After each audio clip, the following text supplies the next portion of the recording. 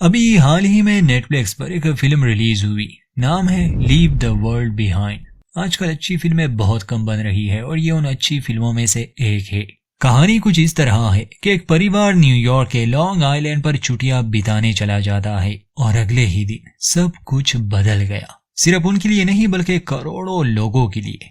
यह कहना भी गलत नहीं होगा कि जिस दुनिया को वो जानते थे वो बिल्कुल उलट जाती है। फिल्म में काफी कुछ राज रखा गया है जो हमें उलझन में डाल देता है। हमें ये पूरी कहानी बस कुछ लोगों के नजरिए से दिखाई जा रही है, बल्कि हम ऑडियंस को भी ऐसे ट्रीट किया जाता है जैसे हम भी इस कहानी का हिस्सा हो। चलिए आगे देखते हैं क्या है इस फिल्म में। चैनल को सब्सक्राइब करना ना भूले।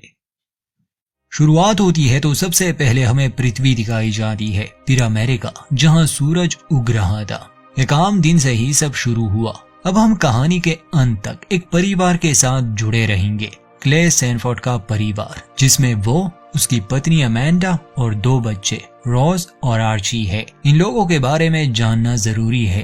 क्ले एक प्रोफेसर है और न्यूयॉर्क एक यूनिवर्सिटी में पढ़ाता है। बहुत शांत इंसान है, गुस्सा जल्दी नहीं आता, अपनी पत्नी और बच्चों से बहुत प्यार करता है। मगर अमेंडा बहुत गुस्सैल और लोगों से नफरत करने वाली औरत है। चिड़चिड़ापन, लोगों से बदतमीजी करना, लोगों पर शक करना, जल्दी गुस्सा आना, ये सभी अच्छी बातें अमेंडा में थी और वो एक एडवर्टाइजमेंट कंपनी में काम करती थी। इनकी छोटी बेटी रोज एक मासूम सी बच्ची है जो आजकल फ्रेंड्स सीरीज का लास्ट सीजन देख रही है। आर्ची चूंकि बड़ा है और प्यूबर्टी के लेवल पर है, इसलिए उसमें कुछ गलत बातें हैं और अक्सर वो अपनी छोटी बहन को तंग करता रहता है। बाकी ये एक साधारण सा परिवार है। तो आज के दिन जब क्ले की आंख खुलती है, अमेंडा पहले ही जाग चुकी थी। आज वो थोड़ी सी अलग थी। क्ले से कहती है कि आज सुबह जब मैं जागी, खिड़की से बाहर देखा लोगों को, तो मेरे मन में ख्याल आया क्यों ना हम कहीं छुट्टी पर चले जाए। इसलिए मैंने लॉन्ग आइलैंड पर एक घर बुक किया है, हम वहीं जाने वाले हैं। और तुम्हें इसलिए नहीं बताया कि अगर मैं बुकिंग करूं तो तुम मुझे मना नहीं कर सकोगे। बेचारा क्ले क्या कहता, वो मान जाता है। अमेंडा बच्चों को तैयार करती है और अगले सीन में हम इस परिवार को अपनी गाड़ी में देखते हैं जो लॉन्ग आइलैंड की तरफ जा रहे थे। ये सभी काफी खुश थे। कुछ घंटे बाद ये उस घर में पहुंच जाते हैं जो अमेंडा ने ऑनलाइन बुक किया था। घर काफी शानदार था, इन्हें पसंद आता है।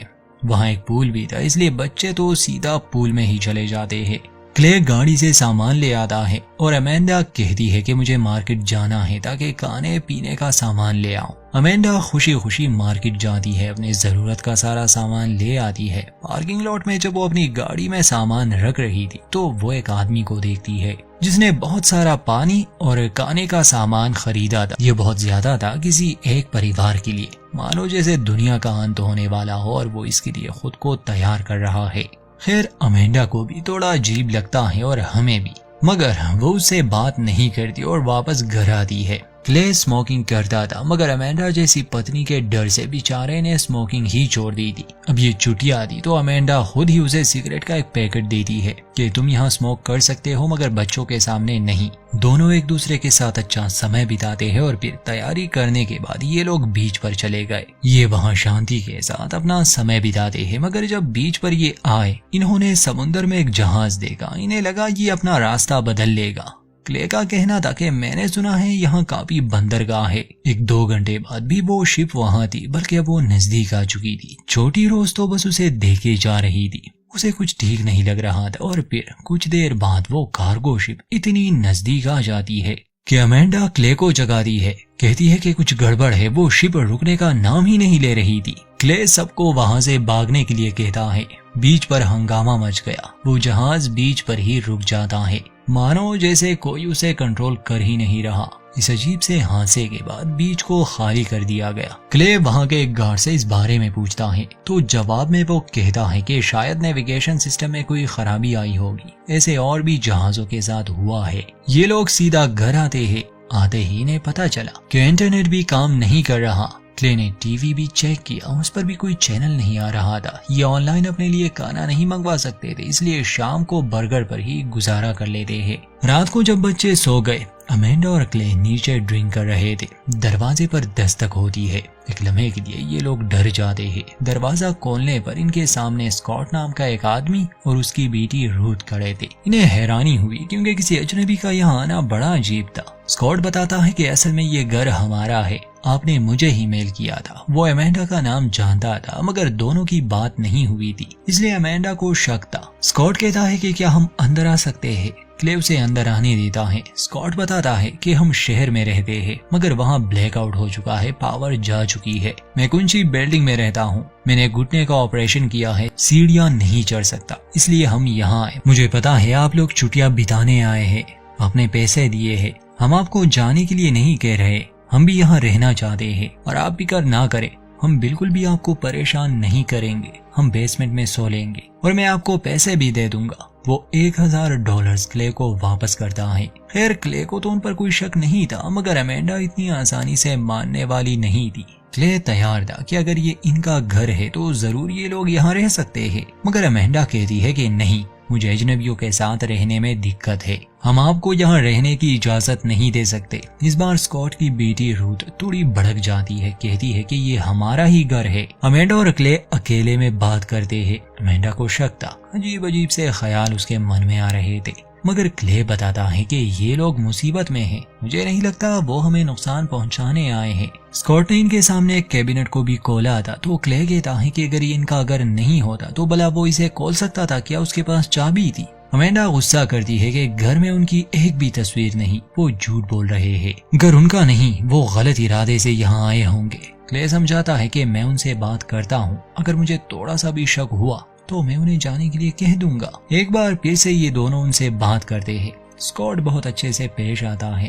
अमेंडा कहती है कि ठीक है, मुझे अपनी आईडी दिखाओ, मगर एक समस्या आती, स्कॉट अपना वॉलेट कहीं छोड़ आया था। खैर बाकी उसकी बातों से तो ऐसा नहीं लग रहा था कि वो कोई सनकी पागल है, बल्कि अंदर ही अंदर वो काफी घबराया हुआ था। तभी रूथ टीवी चलाती है जिस पर आपातकालीन प्रसारण चल रहा था। हर चैनल पर यही था। स्कॉट ने जैसा कहा कि शहर में ब्लैकआउट हुआ है, यहाँ इंटरनेट का काम ना करना, टीवी पर कोई खबर नहीं, ये सभी बातें इन्हें उलझन में डाल देती है। खैर एक बात तो साबित हो गई कि सच में कोई गड़बड़ है, इसलिए स्कॉट और उसकी बेटी को वहाँ रहने दिया जाता है। हालांकि रूथ इस बात से गुस्सा थी, कहती है कि हम अपने ही घर में नौकरों की तरह रह रहे हैं, कल क्या ये हमसे झाड़ू पोछा भी करवाएंगे। सिर्फ स्कॉट को अंदाजा था कि क्या हुआ है, मतलब उसे शक था। स्कॉट असल में साइबर सिक्योरिटी में था। अगली सुबह रोज अपनी माँ को जगाती है, कहती है कि मुझे फ्रेंड्स सीरीज का आखिरी एपिसोड देखना है, इंटरनेट काम नहीं कर रहा, आप कुछ करें इस बारे में। उसके जाने के बाद अमेंडा जैसे ही अपना फोन देखती है, उसे कुछ न्यूज अलर्ट्स आई थी। जैसे ही वो क्ले को दिखाने वाली थी वो गायब हो जाती है। खैर क्ले का कहना था कि शायद किसी ने सब कुछ हैक कर लिया है, मगर अमेंडा को एक ही बात की फिक्र थी, वो ये कि उनके घर में 2 अजनबी है। कॉफी पीने के बाद क्ले अमेंडा से कहता है कि मैं मार्केट जाता हूँ, शायद वहाँ कोई मुझे बता सके ये सब क्या हो रहा है। रूथ और स्कॉट जागते हैं, क्ले का पूछते हैं तो अमेंडा बताती है कि वो मार्केट गए हैं। वो न्यूज अलर्ट्स के बारे में बात करती है। ये सुनकर स्कॉट थोड़ा सा चौंक जाता है। अमेंडा पूछती है कि क्या हालात बेकाबू हो रहे हैं, तो स्कॉट मुस्कुराता है कि नहीं, मुझे यकीन है सब कुछ ठीक हो जाएगा। असल में वो इन्हें डराना नहीं चाहता था। वो एक कंप्यूटर वायरस के बारे में बताता है जो साल 2000 में बना था। उसने कई कंपनियों को करोड़ों का नुकसान कर दिया था। बाद में पता चला कि ये काम फिलीपाइंस के 2 लड़कों का है। तो हो सकता है कि अभी जो हो रहा है ये बात इतनी बड़ी नहीं हो, शायद सिस्टम में कोई खराबी हो। हमें ज्यादा इसके बारे में सोचना नहीं चाहिए। चाहे स्कॉट उन्हें हिम्मत ही क्यों ना दे रहा था, मगर हालात बता रहे थे कुछ ठीक नहीं। स्कॉट की पत्नी और रूथ की माँ प्लेन से कहीं जा रही थी, तो स्कॉट को और रूथ को उनकी भी चिंता थी क्योंकि सारे सिस्टम तो काम नहीं कर रहे। रोज जब बाहर थी तो उसे ढेर सारे हिरन दिखाई दिए, सैकड़ों की तादाद में। ये होना काफी अजीब था क्योंकि जानवर ऐसा बर्ताव नहीं करते। खैर स्कॉट अपने एक पड़ोसी के घर जाने के लिए निकल गया। घर का बुरा हाल था, सामान बिखरा पड़ा था और कोई ताबी नहीं। और क्ले जब रास्ते में था तो जीपीएस ने काम करना छोड़ दिया था, जिस वजह से वो रास्ता भटक जाता है। वो घबराया हुआ था। फिर वो वापस गाड़ी में बैठ जाता है, तब उसे एक घबराई हुई औरत नजर आई जो स्पेनिश में बात कर रही थी। फिल्म में इसे ट्रांसलेट नहीं किया गया, मगर इंटरनेट पर इसकी ट्रांसलेशन मिल जाती है। ये औरत बताती है कि वो अपने घर का रास्ता भटक चुकी है। पिछले 2 दिन से उसने किसी भी इंसान को नहीं देखा, उसे किसी को कॉल करनी है। एक तो क्ले को उसकी बात समझ नहीं आ रही थी, ऊपर से वो इतनी घबराई हुई थी कि क्ले उसकी कोई मदद नहीं करता और उसे वहीं छोड़कर वो निकल गया। थोड़ी देर बाद उसे एक प्लेन की आवाज आई। क्ले पीछे देखता है तो उस प्लेन से लाल रंग का कुछ गिर रहा था। वो गाड़ी भगाता है मगर असल में वो प्लेन पेपर्स गिरा रहा था, लाल रंग के पेपर्स जिस पर पारसी में कुछ लिखा था। वहाँ स्कॉट जब अपने पड़ोसी के घर आता है, वो तो उसे नहीं मिलता मगर उसे पता था कि उसके पास एक सैटेलाइट फोन है, इसलिए वो फोन ले लेता है। बच्चे इस सबसे अनजान थे, इसलिए वो जंगल में चले जाते हैं। अमेंडा और रूथ पूल के करीब बैठी थी। बच्चों को जंगल में केबिन नजर आया, दोनों अंदर जाते हैं। रोज अपने भाई को वो बात बताती है जब उसने बहुत सारे हिरन देखे थे, मगर उसका भाई इन बातों को सीरियस नहीं लेता, बल्कि उसे डराने के लिए वो एक कहानी सुनाता है।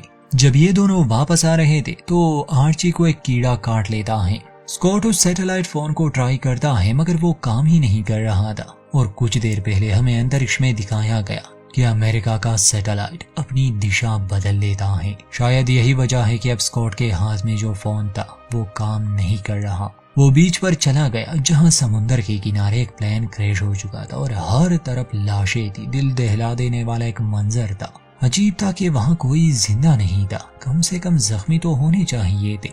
तभी स्कॉट को एक और प्लेन दिखा जो सीधा इस ओर आ रहा था। स्कॉट समझ जाता है कि ये भी यहाँ क्रैश होने वाला है। जान बचाकर वो भागने लगा। प्लेन सीधा समुद्र के किनारे क्रैश हो जाता है और पानी की एक बड़ी लहर की वजह से स्कॉट गीला हो गया।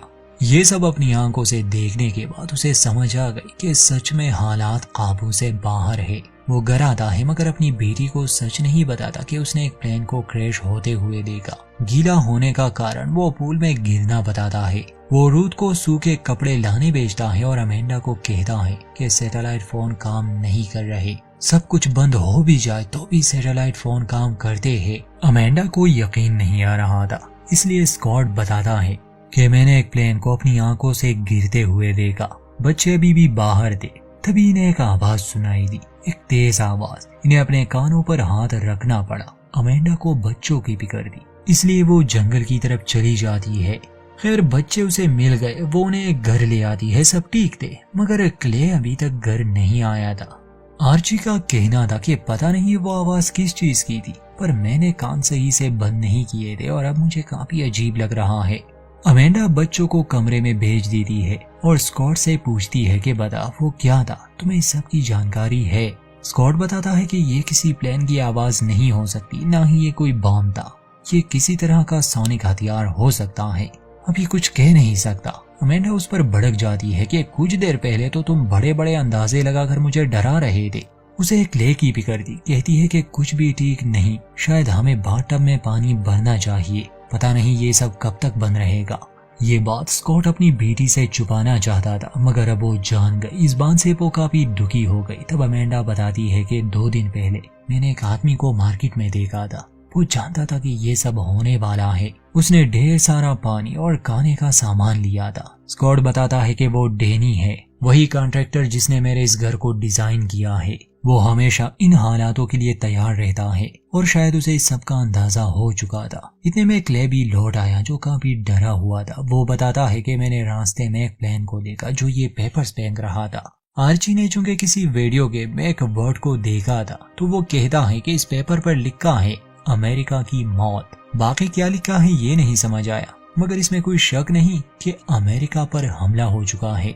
किसने किया नहीं पता मगर हालात ठीक नहीं थे। जान बचाने के लिए अमेंडा और क्ले अपने बच्चों को लिए वापस से शहर जाने का फैसला करती है। स्कॉट उन्हें सलाह देता है कि ऐसा मत करो, शहर के हालात बदतर होंगे, तुम लोगों को यहीं रुकना चाहिए, यहाँ सुरक्षित रहोगे तुम। अमेंडा और क्ले उसकी बात नहीं मानते और हाईवे के लिए निकल जाते हैं मगर वहाँ ढेर सारी टेस्ला कार्स जो ब्रांड न्यू थी एक दूसरे से टकरा चुकी थी। उन्होंने रास्ता ब्लॉक कर दिया था, उसमें कोई भी नहीं था। वो ऑटो मूड पर थी।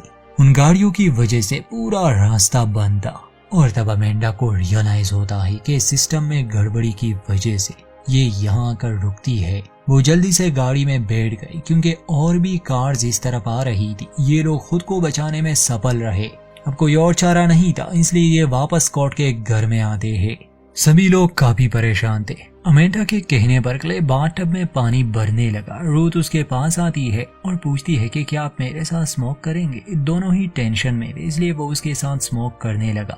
बच्चे अपने कमरे में थे। अमेंडा और स्कॉट के बीच बातें होती है, जिसमें स्कॉट बताता है कि वो अपने क्लाइंट से मिला था जो बहुत बड़े प्रोजेक्ट्स पर काम करता है, इतने बड़े कि वो पेंटागन के खुफिया प्रोजेक्ट्स होते हैं। कुछ दिन पहले मैंने उसकी एक बहुत बड़ी अमाउंट ट्रांसफर की थी। बड़े लोगों को ऐसे खतरे की खबर पहले ही मिल जाती है। वो जानता था इस बारे में। उसने बस इतना कहा मुझे कि अपना ख्याल रखना। अब मुझे उसकी बातें समझ आने लगी। उसे मेरे लिए बुरा लग रहा था। इसके अलावा भी दोनों की कुछ बातें होती है। फिर गम बुलाने के लिए ये म्यूजिक लगाते हैं और डांस करते हैं। घर के लॉन में रूथ और क्ले बेटे इस हालात को लेकर बात कर रहे थे। क्ले बताता है कि एक बात हमने तुम लोगों से छुपाई थी, वो ये कि जब हम बीच पर गए थे वहाँ एक समुद्री जहाज आकर रुक गया। वो बेकाबू हो चुका था। इतने में इन्हें एक आवाज सुनाई दी। ये पूल में जाते हैं तो वहाँ ढेर सारे फ्लेमेंगोज आए थे।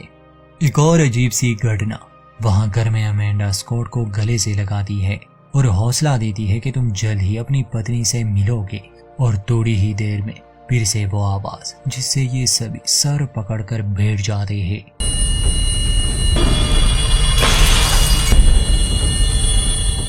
कुछ देर बाद वो आवाज बंद हो गई, मगर अब सभी को काफी डर लग रहा था। इसलिए क्ले का परिवार एक ही बेड पर सो जाता है और रूथ अपने पिता के साथ। रात को छोटी रोज, जिसे नींद नहीं आ रही थी, वो अपनी माँ से कहती है कि मैं इंतजार करते करते थक गई। सुबह इससे भी खतरनाक हालात थे। जब ये उठते हैं तो आर्ची के दांत गिरने लगे।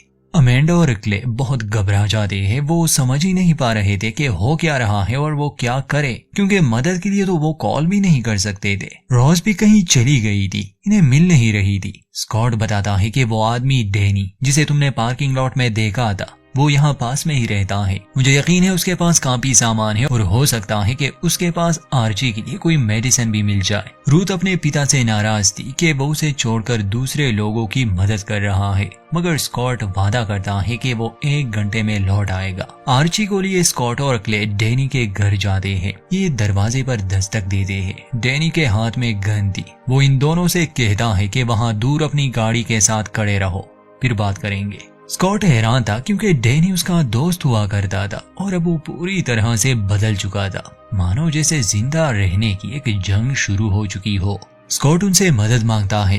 क्ले बताता है कि मेरे बेटे को कुछ हो गया है, वो उल्टियां कर रहा है और उसके दांत गिर रहे हैं। डैनी बताता है कि दांत गिरना कोई बड़ी बात नहीं है, ये और भी जगहों पर हो चुका है। ये तेज आवाज जो बार बार सुनाई देती है, ये सीधा दिमाग पर असर करती है। मैं तुम्हारी कोई मदद नहीं कर सकता, चलो जाओ यहाँ से। बल्कि मैं तो हैरान हूँ कि तुम लोग अपने घरों से कैसे निकले। स्कॉट पूछता है कि ये तुम कैसी बातें कर रहे हो, हम दोस्त थे।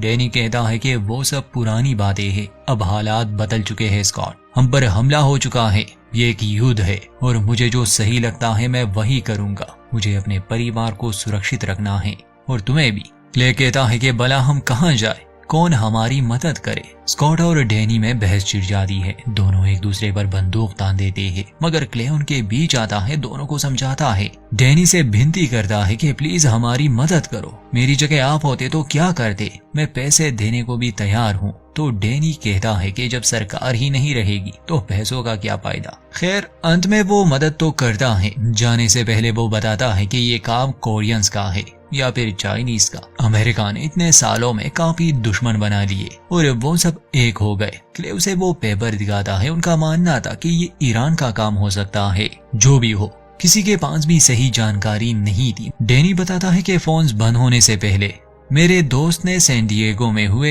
ऐसे ही एक घटना का जिक्र किया था, मगर वहाँ जो पेपर्स गिराए गए थे वो चाइनीज में थे। खैर स्कॉट, क्ले और आर्ची वापस से कार में बैठ जाते हैं। जाने से पहले स्कॉट क्ले से पूछता है कि मुझे बताओ, क्या तुम मेरे साथ हो, मुझे ये जानना है। क्ले पूछता है कि तुम ऐसा क्यों पूछ रहे हो, तो स्कॉट समझाता है कि मुझे शक पहले से ही था कि ऐसा कुछ होगा। आजकल के दौर में अगर किसी देश को खत्म करना हो तो 3 चालों वाला एक दाव खेलना होगा।